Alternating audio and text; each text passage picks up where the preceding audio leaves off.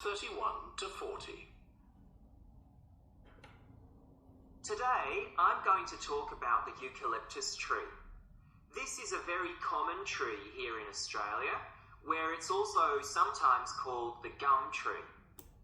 First, I'm going to talk about why it's important. Then I'm going to describe some problems it faces at present. Right, well, the eucalyptus tree is an important tree for lots of reasons. For example, it gives shelter to creatures like birds and bats, and these and other species also depend on it for food, particularly the nectar from its flowers. So it supports biodiversity.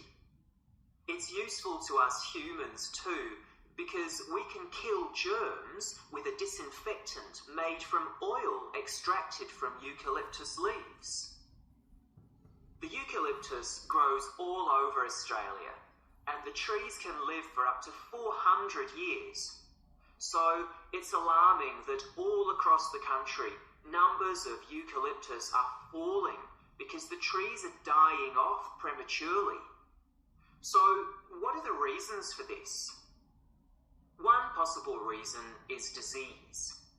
As far back as the 1970s, the trees started getting a disease called mundula yellows. The tree's leaves would gradually turn yellow, then the tree would die. It wasn't until 2004 that they found the cause of the problem was lime, or calcium hydroxide, to give it its proper chemical name, which was being used in the construction of roads. The lime was being washed away into the ground and affecting the roots of the eucalyptus trees nearby. What it was doing was preventing the trees from sucking up the iron they needed for healthy growth. When this was injected back into the affected trees, they immediately recovered. But this problem only affected a relatively small number of trees. By 2000, huge numbers of eucalyptus were dying along Australia's east coast of a disease known as bell miner-associated dieback. The bell miner is a bird, and the disease seems to be common where there are high populations of bell miners. Again, it's the leaves of the trees that are affected. What happens is that insects settle on the leaves and eat their way round them, destroying them as they go, and at the same time they secrete a solution which has sugar in it.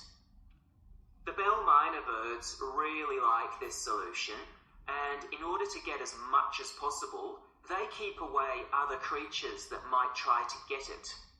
So these birds and insects flourish at the expense of other species, and eventually so much damage is done to the leaves that the tree dies.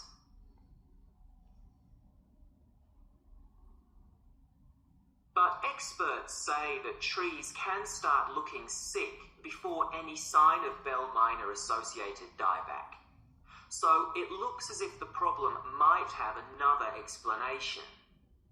One possibility is that it's to do with the huge bushfires that we have in Australia.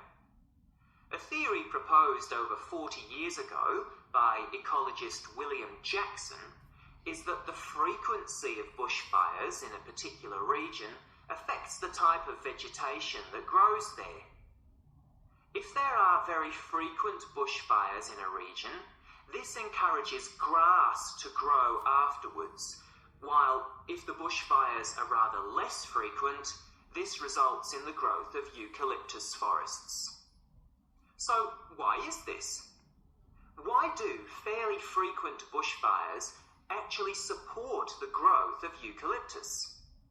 Well, one reason is that the fire stops the growth of other species which would consume water needed by eucalyptus trees. And there's another reason.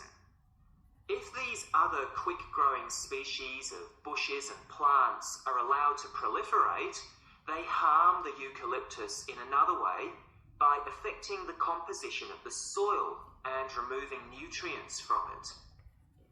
So some bushfires are actually essential for the eucalyptus to survive as long as they are not too frequent. In fact, there's evidence that Australia's Indigenous people practiced regular burning of bushland for thousands of years before the arrival of the Europeans. But since Europeans arrived on the continent, the number of bushfires has been strictly controlled.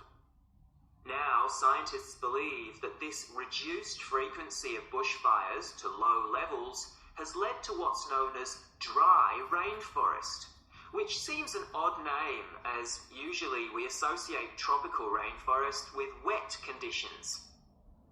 And what's special about this type of rainforest? Well, unlike tropical rainforest, which is a rich ecosystem, this type of ecosystem is usually a simple one. It has very thick, dense vegetation, but not much variety of species. The vegetation provides lots of shade, so one species that does find it ideal is the bell myna bird, which builds its nests in the undergrowth there. But again, that's not helpful for the eucalyptus tree.